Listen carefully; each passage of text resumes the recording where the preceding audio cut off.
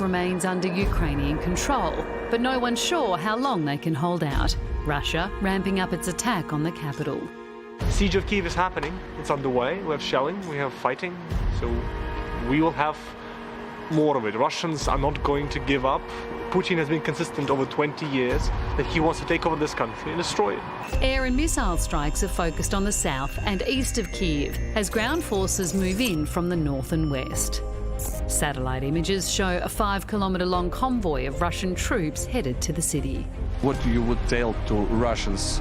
Go back home. You have nothing to find here. Residents are fighting back. Russian military vehicles left in wreckage in what was, just 1 week ago, a suburban Kyiv neighbourhood.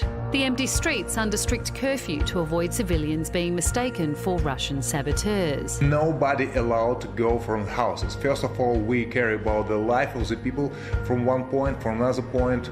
We try to hunting these people. It will be much more easy if nobody in the street. But it may not be enough to hold back overwhelming Russian forces determined to take Kyiv, as those who managed to make it out of the city weep for those they had to leave behind. А папу оставили в Киеве.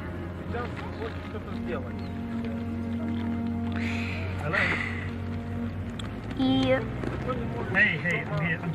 папа будет продавать что-то, будет помогать нашим героям, нашим войскам будет помогать, может даже будет воевать.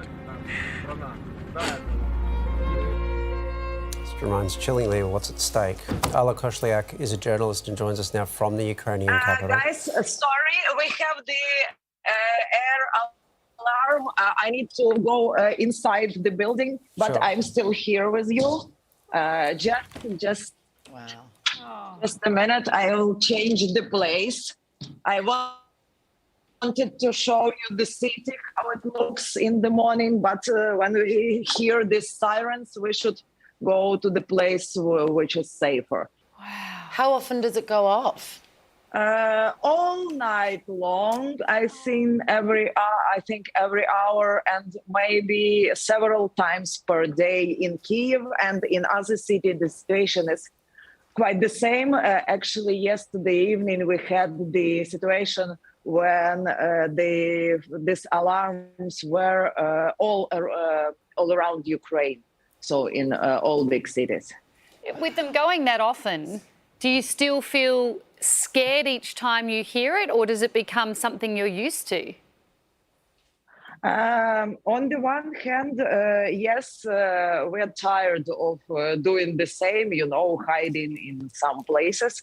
But on the other hand, we understand that a lot of civil buildings were already destroyed.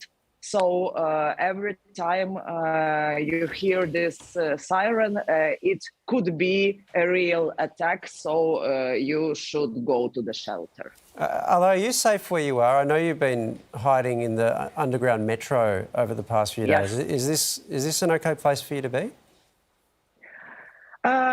It was kind of comfortable place if we're considering the situation we are in. They were very calm and very quiet in the underground. It was not cold. There were not so many people. The workers of the underground station were trying to help everybody. They were offering some hot water or hot tea, and there were there were toilets, a place where you could wash hands, and people took some warm things, some blankets, pillows. There were people with dogs, cats, with small children. So it was like what is actually normal shelter. Well, Alla, it feels like we've held you up enough in the circumstances. Please do go, stay safe, and thanks so much for giving us an insight into what's going on over there. Thank you, guys.